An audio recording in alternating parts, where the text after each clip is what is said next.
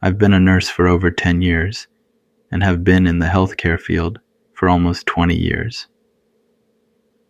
As a nurse and a scary story narrator, I often get asked if I've ever experienced anything paranormal.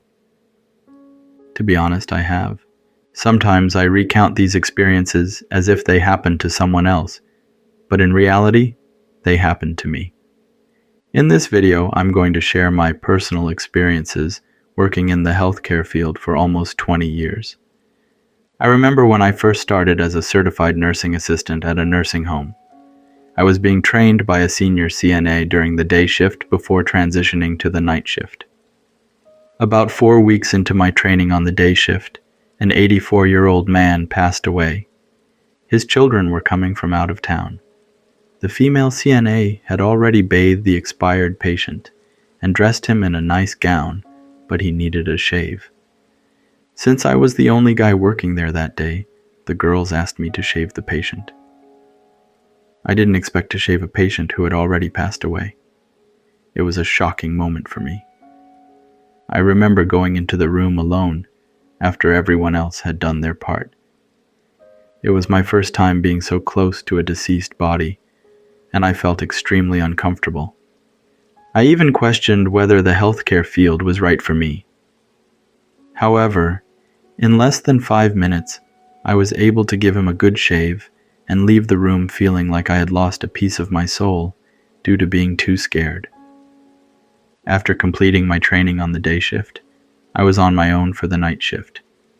Everyone starts on the night shift because it's slower paced. This nursing facility had 140 beds. In this nursing facility, we had a big storage room used for broken beds and wheelchairs. The night staff would sometimes take naps on the broken beds in there. Being new to the place and to the night shift, I wasn't used to staying up all night, so I would often get very sleepy around 1 a.m., 4 a.m. During my breaks, I would eat my food and use my lunch break to take a nap in that big room. One night around 3 a.m., I clocked out for my lunch break and went to the storage room. When I arrived, the door was slightly open. I thought someone might already be napping inside, but upon looking, I found the first bed empty. I entered the dark room without turning on the light to avoid disturbing the person on the other bed, separated by a curtain. When I got in, the person on the next bed said, "Close the door." I reached out and pushed the door closed. After about 10 minutes of sleep, the door suddenly opened and the lights turned on. I woke up, and in my sleepy state, I saw 2 men from the morgue walked in with a metal gurney. They apologized for waking me up from my nap and went behind the curtain. Then I heard them counting 1, 2, and 3. I heard the sound of something heavy being placed on their metal gurney.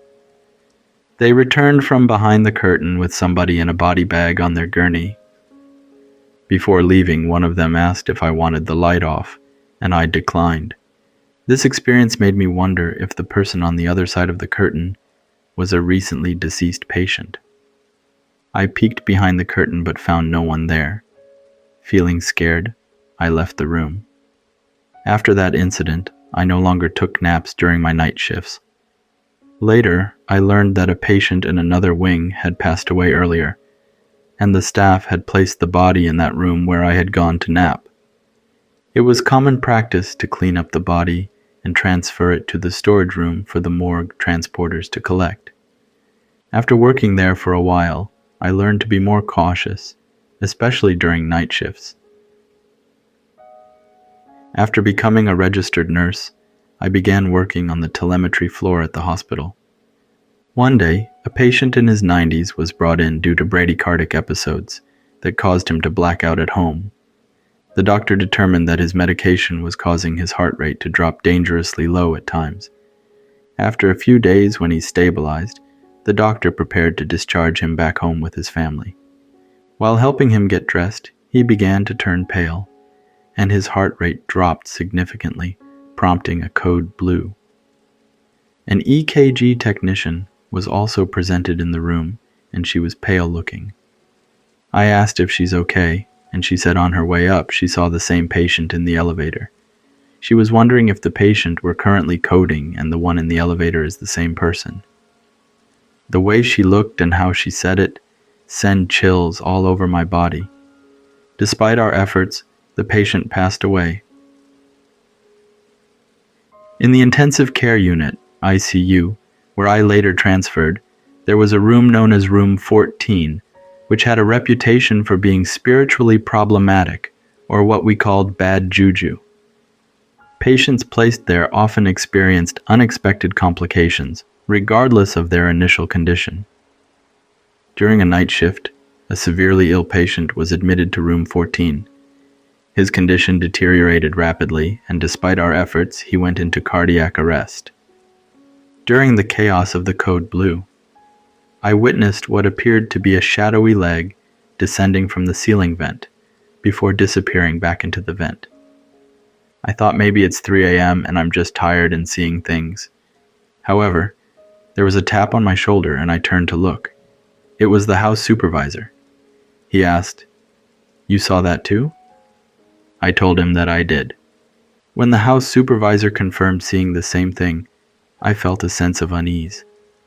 Fortunately, the patient's family decided to cease resuscitative efforts, allowing him to pass peacefully. During the lockdown in 2020, a critically ill patient's family, unable to enter the hospital, brought traditional funeral clothing for their loved one. Since the patient and I are the same ethnicity and culture, I assisted my coworkers in dressing the patient in these garments before she passed away. A week later, one of the grandmas in my circle of relatives comes in as a patient to our unit. She's not my patient, but since we're related, I just wanted to stop by to say hi. The following night, my coworker wanted me to translate for her, so I went back into the grandma's room to help translate. After translating for the grandma, my coworker thanked me, and she left to do some charting at the nurse's station. I was still in the room talking to the grandma, and she said, "Son, the other night, there was a Hmong auntie that came in here and said her family wasn't allowed to come in, so you helped her get dressed up. She just wants to thank you." Maybe this grandma was just a little off because of the medicines she's getting in the ICU, but hearing that sent chills all over my body. After working night shifts for a few years, I decided to switch to day shifts. One time, we had a young patient who came to our unit because he was very short of breath due to a weak heart. We placed him in room 18. Unfortunately, our hospital is not known for its cardiac service, and often, when there's a case that requires a higher level of care, we attempt to stabilize the patient and then transfer them to a different hospital. This man was much too young. When he was admitted to our unit, our doctor wanted to transfer him to a higher level of care. We tried to stabilize him while our case manager worked on arranging the transfer. Around 3 p.m., we were able to transport him by helicopter. Once he was transferred, the housekeeper came in and cleaned up room 18. Around 5 p.m., my coworker Jerry and I were at the nurse's station when suddenly a flatline reading appeared on the monitor. Jerry and I both looked at it, and the heart flatline reading was coming from room 18. The room was still empty. We could both see the room from the nurse's station, and there was no new patient there yet. About 10 minutes later, our unit manager came in and informed us that the patient we transferred out didn't make it. He died on the way there. That was so strange. I remember one day when I went to work, I had a very sick and critical patient who required one-to-one care. She was in her late 70s and very ill. Her liver and kidneys were shutting down. She required a lot of medications just to keep her alive. These medicines were mixed in little bags of fluids that we administered to the patient through their IV. The problem was that her kidneys were no longer functioning, so she wasn't producing any urine. This meant that the more medicine we gave her, the more fluids built up in her body. She was becoming more and more fluid overloaded. Usually for a patient who is no longer producing urine, we can remove the excess fluids from her body by performing dialysis. However, her blood pressures were critically low, so if we removed any fluids from her body, she would crash and die. She was still a full code. Usually, if there's a family member, the doctor will talk to the family member to make a decision instead of prolonging the suffering. However, this patient had a conservator, which meant that even when she wasn't sick, she didn't have the capability to make her own medical decisions. It was the conservator who would make that decision. However, it was the weekend, and our doctors weren't able to get a hold of the conservator. I remember my first day when I had this poor lady as my patient.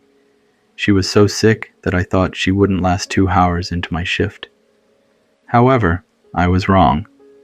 She lasted the whole day until the change of shift.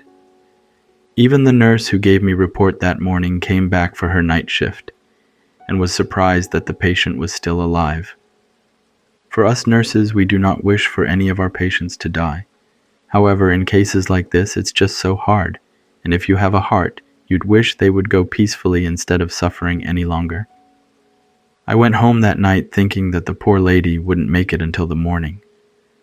However, when I came back the next day, she was still alive. She was in a coma and on all kinds of medications, but she was still holding on. This poor lady's perfusion was so bad that her toes and fingers were blue and black. I'm not a religious person, but in my heart, I hoped that if there's a God, please take her. I don't mind taking care of her. She's my only patient, so it makes my job easy. However, I couldn't tolerate seeing this kind of suffering. I wondered if she was waiting for someone. On my third day, when I came back in the morning, she was still alive. After the night nurse gave me a report on the patient, I went to the nurse's station to grab a marker so I could use it in the room. I remembered when I went back to the room. I opened the door and stepped in. My eyes were on the patient who was in a coma. Then in the corner of my right side, I saw someone standing by the wall of the room. I turned to look, and it was a boy about 14 years old, blonde hair and about 5 feet 4 inches tall. He was wearing a shirt with black and gold checker patterns. The boy gave me a little smile. Then he sidestepped behind the extra unused ventilator in the room and sat down. I went over to look, and he was gone. Right then, I knew that my patient would probably pass that day. Around 11 a.m., her heart stopped. We tried to resuscitate her for 20 minutes without any success. The doctors knew how sick she was, so we didn't continue the resuscitation efforts for very long. I've been in the healthcare field for almost 20 years. I've encountered some strange things. However, this is the one experience that makes me believe that there are ghosts and spirits. Maybe there's an afterlife. I don't know. I still wonder who that boy is. Maybe he's her grandson, or maybe her son who passed away a long time ago. I don't know. I'm just glad that she's no longer suffering. That's all for this video. Thank you for making all the way through and supporting my stories. Have a wonderful day or night.